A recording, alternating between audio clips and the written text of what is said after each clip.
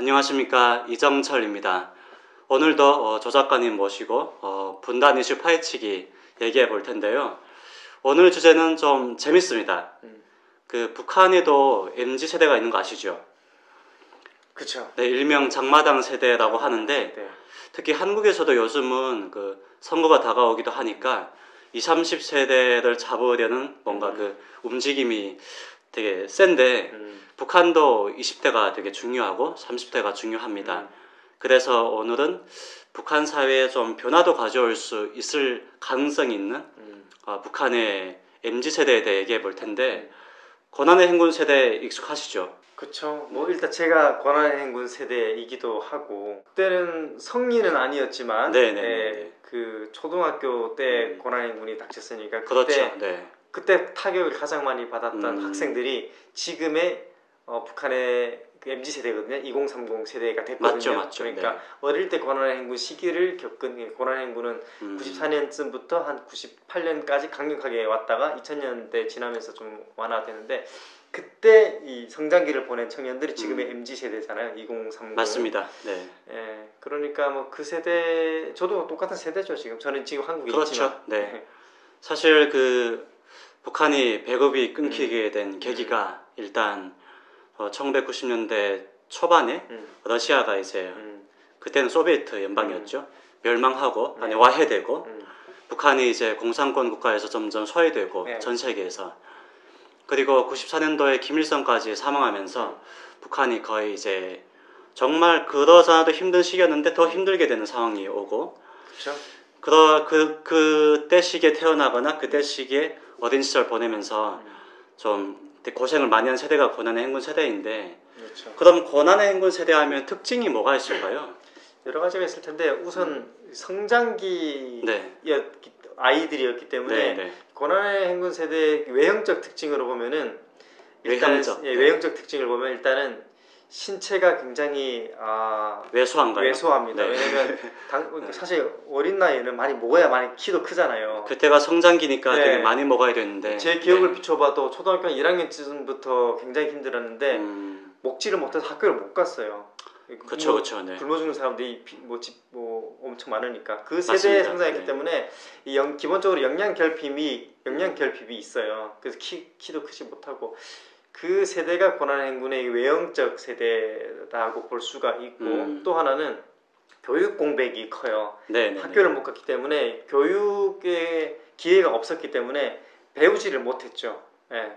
그게 이제 엄청 똑똑하신데 한국에 와서 저는 이제 배웠죠. 네. 근데 북에 있었으면 저는 여전히 못 배웠을 겁니다. 우리가 그랬겠죠. 그렇죠. 그게 이제 고난의 행군 세대. 그리고 또 하나의 특징은 완전 북한은 배급 체제잖아요. 맞습니다. 네. 그냥 배급받아 먹었는데 고난의 행군 세대의 가장 큰 특징 중에 하나는 완전 그냥 내던짐을 당한 세대거든요. 배급을 딱 끊어버리니까 이제 생존투쟁 전에 경험해보지 못한 그런 생존투쟁에서 뭐 빌어먹든 훔쳐먹든 뭐 장사해먹든 어떻게든 그렇게 살아남아야 했던 세대이기 때문에 생존력이 굉장히 이제 강하고 뭐 죽을 사람들은 죽고 남을 사람만 남았다고 할 정도로 고난의 행군 세대는 굉장히 좀 거칠게 성장을 했죠.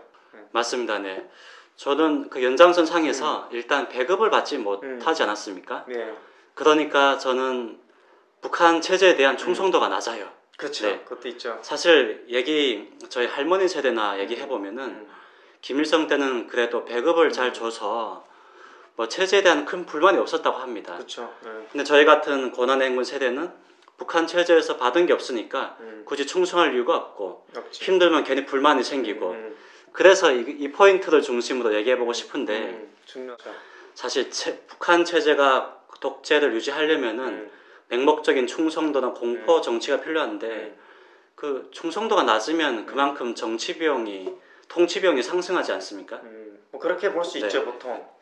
근데 뭐 북한이라는 나라가 독특한 게 어떤 연구자들은 북한이라는 사회를 이제 극장 국가라고 해요. 극장, 네. 그러니까 일종의 인민들은 연기를 하고 충성하는 연기를 하는 거죠. 그렇게 뭐 만들어졌다라고 하는데 북한이 워낙 공포적인 통치 방식으로 이제 체제를 뭐 가져가다 보니까 인민들이 기본적으로 저는 연기를 하고 있다고 생각해요. 예, 일단은 정치적 자유, 표현의 자유가 없잖아요. 예, 그렇죠. 싫어도 뭐 싫다는 표현을 못 하고 욕도 못 하고. 맞습니다. 예, 그러니까 그냥 뭐 이렇게 뭐 열렬히 뭐 이렇게 찬양하는 것처럼 그냥 보여주는 것뿐이죠. 실제로 이런 생존에 대한 어떤 삶에 대한 그 기대나 목표는 당과 수령에 있는 게 아니라 스스로 자기 자신에게 있고 시장에 있기 때문에 저는 근데 그렇다고 해서 통치가 다 안 되는 거 아니냐라고 그렇죠. 봤을 때 뭐 어렵긴 하겠죠. 근데 뭐 여전히 지금 아직도 굳건하게 있는 거 보니까 맞습니다. 네. 네. 어떤 면에서 보면은 진정한 자력갱생이네요. 네. 북한 그쵸. 체제가 되게 네. 무책임하고 능력이 없으니까 북한 주민들이 배급도 안 주고 하니까 그냥 직접 알아서 생존해야 되니까. 네. 그렇죠. 요람에서 무덤까지가 네. 북한의 그 사회주의인데 네. 그거는 전혀 없고 진짜 자력갱생. 네. 그냥 너희들이 스스로 알아서 살아라. 맞습니다. 이렇게 돼버린 네. 거죠. 그래서 북한의 MZ세대는 외부 문화 소비에 대한 것도 높고 그것도 그래서 뭐 반동 사상 문화 배격법이나 뭐 청년 교양 보장법 네. 또는 뭐 평양 문화 보호법 맞아요. 이런 걸 통해서 사상을 통제하려고 하는데 그러면 이 고난의 행군 세대가 북한 사회 변화에 예컨대 뭐 민주주의 영향을 미칠 수 있을까요? 아니면 어떤 영향을 미칠 수 있을까요? 참 그게 사실 제일 중요한 것이기도 한데 이건 약간 희망이 섞여도 됩니다. 그렇죠. 희망이 섞여도 되는데 저는 네.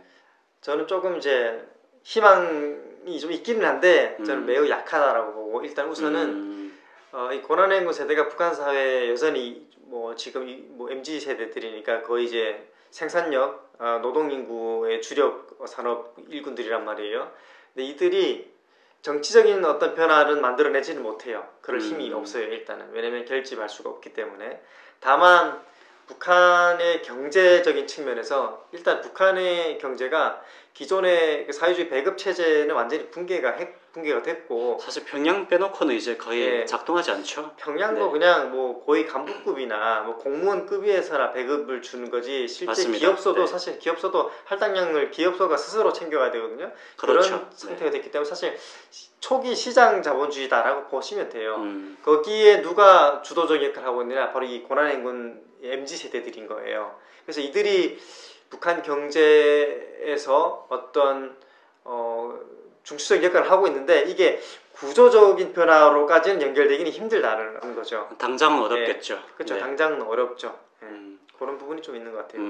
아니 그래도요 저희 그 대한민국에서도 민주화운동을 한번 복귀해 보면은 당시 대학생들 소위 뭔가 그 엘리트 좀 배운 세대가 그 운동에 앞장서 가지고 열심히 운동도 했는데 그렇죠. 근데 북한은 보면은 현재 고난행군 세대가 엘리트층은 아닙니다. 네. 그렇죠.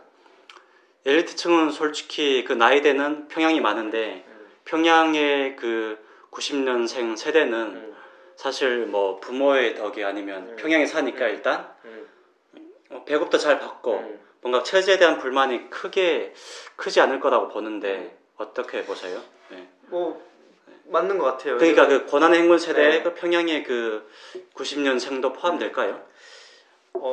좀 다르죠. 이 고난의 행군 세대라는 거는 전 연령에 해당되는 게 아니라 이 경제적 계층에 그렇죠. 묶여 있거든요. 그러니까 고난의 행군은 쉽게 말해서 가난한 집들인 거예요. 예, 가난해서 그렇죠. 먹고 살기 힘들었던 사람들, 그 시기를 보냈던 사람들이 이제 고난의 행군 시대인데, 뭐 평양을 비롯해서 엘리트들은 고난의 행군에서 굶지 않았어요. 잘 먹고 잘 살았어요, 그들은. 그래서 이 고난의 행군 세대는 하층 계급이라고 보시면 되고, 그러다 보니까 제가 아까 말씀드렸던 것처럼 교육 공백 때문에 역량이 없네. 예, 네. 교육 공백이 있었기 때문에 엘리트가 될 수가 없어요. 그래서 일단 엘리트층이 절대로 아니다.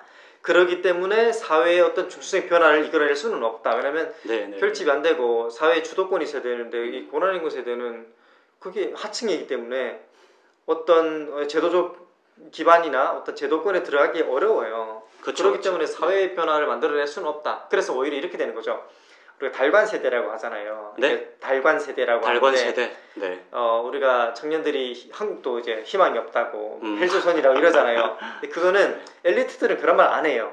그렇죠. 네, 왜냐면 그렇네. 엘리트는 그런 말 안 왜냐면 엘리트니까 그쵸. 기회가 있으니까. 근데 일반 청년들 같은 경우는 기회가 부족한 사람들, 사다리가 더 이상 없는 사람들, 없는 청년들일 경우에는 달관 세대가 되는데 이 고난행군 세대가 전형적인 그 달관 세대인 거예요. 그래서 사회 변화를 만들어내기보다는 그냥 차라리 달관해버린 거죠. 즉 당과 수령에 대한 기대나 충성 전혀 없고 자신의 미래에 대한 기대도 없는 거예요. 그래서 그냥 장사해서 돈 벌고 나 잘 먹고 잘 살면 된다. 네네. 이 세대인 거예요. 그래서 북한 사회 변화에 중추적인 역할을 못한다라는 것 하나와 그 다음에 그래도 기대가 된다면 경제 그 체질을 바꾸는 데는 이들이 많은 역할을 했다라는 거죠. 왜냐면 엘리트 세대들은 당과 수령의 그 충성하에서 그 계획 경제에서 어떻게든 자기들이 역할을 해야 되는데 이들은 그렇죠. 네. 뛰쳐나가는 거예요. 예? 일단 충성도가 낮으니까. 일반 규범에서 벗어나서 불법도 하고 밀매도 하고 다양하게 해야 먹고 살기 때문에 맞습니다. 이들은 일반적인 그 규범에서 벗어나서 활동을 하기 때문에 제도권 변화는 어렵지만 북한 사회의 경제적인 체질을 개선하는 데는 상당 부분 영향을 주고 있다. 예를 들어 한류가 대표적이에요. 그렇죠. 예, 네. 불법으로 보잖아요. 그렇죠. 예, 네. 원래 불법이 나중에 합법이 되긴 하지만 이 불법이 그런가요? 나중에 합법이 돼요. 아니 한류가 지금 북한에서는 불법이지만 언젠가는 네. 북한 정부에서도 허가를 하는 날이 올 거라고 저는. 그렇죠. 북한이 진정으로 자유를 네. 만끽하게 해준다고 한다면 그렇죠. 그래야 그게 되니까. 그 한류 소비가 뭐 불법일 가능성은 없죠. 그렇죠. 네. 그래서 이 세대, 이 고난행군 세대가 그런 부분에서는 역할을 할 수 있다 이렇게 생각해요. 어느 정도 제가 공감을 하는 게 예전에 그 평양에서 온 친구와 대화하다가 그 친구가 한국에 오는 과정에서 되게 충격을 받았다고 합니다. 네. 뭔데요? 그러니까 평양에서 일단 중국에 가려면 지방을 거쳐서 압록강이나 두만강에 가야 되잖아요. 근데 그 과정에서 지방을 거치는데 북한에서 지방이 그렇게 못 사는 줄 몰랐대요. 아, 몰랐대요? 네. 그럴 것 같아요. 그 친구는 그때까지 평양에만 있었으니까 진짜 평양에서 선전하는 것처럼 아니면 평양 주민들이 사는 것처럼 북한도 대부분 이렇게 사나 했는데 아니었던 거죠. 네. 네. 저도 그런 비슷한 얘기들 좀 봤는데 네. 한 번도 굶어본 적이 없대요. 그렇죠. 네. 반찬은 항상 여러 가지 이상이 있었고 근데 단지 굶어봤던 경험은 탈북해서 오는 과정에서 그건 어쩔 수 없으니까. 그쵸. 그러니까 이게 북한의 그 계층 간의 교류가 전혀 없고 지역 간의 이동도 별로 없기 때문에 이 고난행군 세대와 이 엘리트 평양 세대와의 이 인식의 차이, 경험의 차이는 이게 한국 사람과 북한 사람과의 이 차이와 비슷한 것 같아요. 저는. 그렇죠. 그래서 사실 고난의 행군 세대라고 하면은 일단 고난을 겪어야 그렇죠. 그 세대에 속할 수 있다는 얘기인데 그러면 그래도 북한 체제에 대한 충성도가 낮은 고난의 행군 세대가 이 북한 사회 변화에서 주축이 되려면은 좀 어떤 게 필요할까요?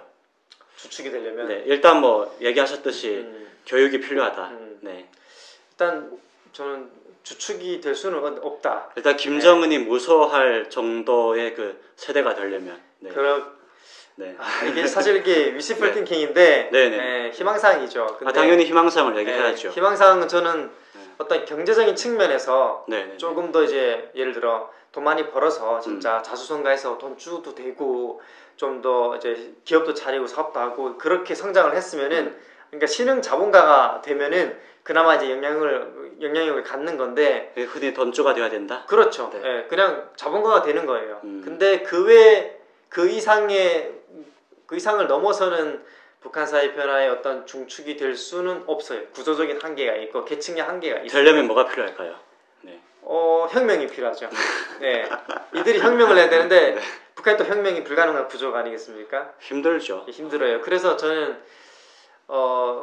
북한의 MZ 세대, 그러니까 북한의 MZ 세대 중에 고난행군 세대가 있는 거고 엘리트 세대가 있는 거고 이렇게 있는데 저는 이 엘리트 세대나 아니면 적어도 중간 간부 계층, 중산층, 중산층 그 MZ 세대들의 노력에 따라서 북한 사회가 어느 정도 변할 수는 있는데 그야말로 하층 계급 이 MZ 세대, 그러니까 불가능할 것 같아요. 이건. 그러면 한번 가정을 해보죠. 네. 그러니까 대한민국도 막 가난할 때는 뭐 박정희 시기나 이승만 시기 독재 시대에는 혁명이 있었지만 많이 성공을 못했었거든요. 그렇죠.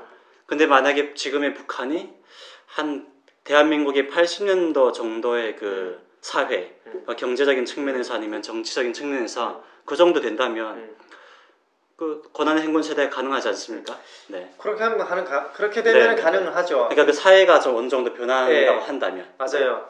근데 이게 진짜로 풀뿌리 진짜 민초들의 네. 항쟁 수준으로 가면 괜찮은데 네. 되게 그게 웬만한 트리거가 없어서 잘 안 돼요. 한국도 청년들이 민주화 운동을 해서 지금의 민주주의를 만들었거든요. 청년들이 주역이었어요. 근데 이 그렇죠. 청년들은 네. 어떤 청년들이냐?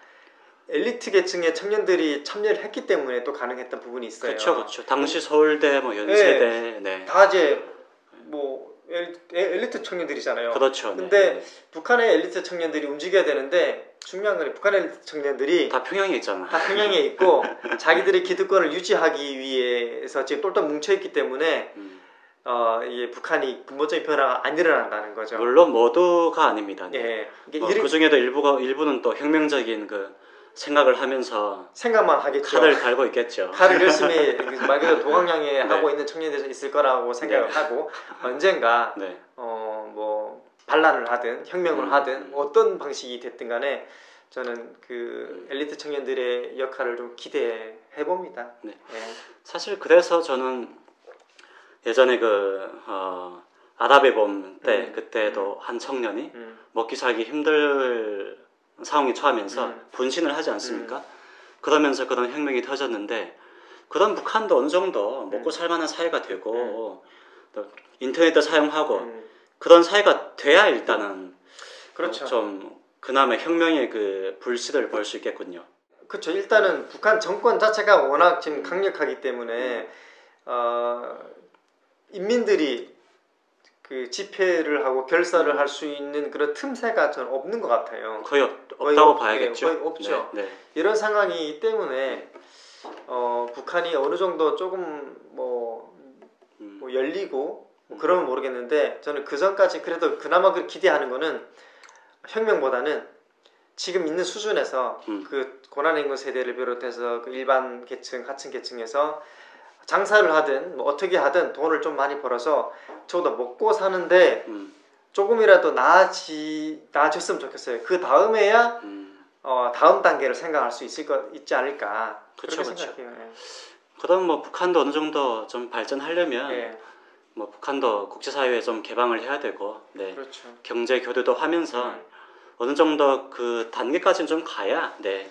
지금의 네, 혁명의 그런 생각을 가지고 있는 세대가 좀 가능성이 있지 않을까라고 생각을 합니다. 네. 네, 오늘은 저도 마찬가지지만 고난의 행군 세대, 네. 북한 체제에서 받은 게 없는 세대, 네. 정말 자급자족하면서 각자 도생을 하면서 성장한 세대에 대해서 얘기해봤는데 그런 세대인 만큼 북한에서 어떤 변화를 가져올 수 있을지에 대해서 한번 얘기해봤습니다. 네. 일단 조 작가님은 너무 희망이 없는 물론 그게 현실적인 얘기이기도 하지만 네.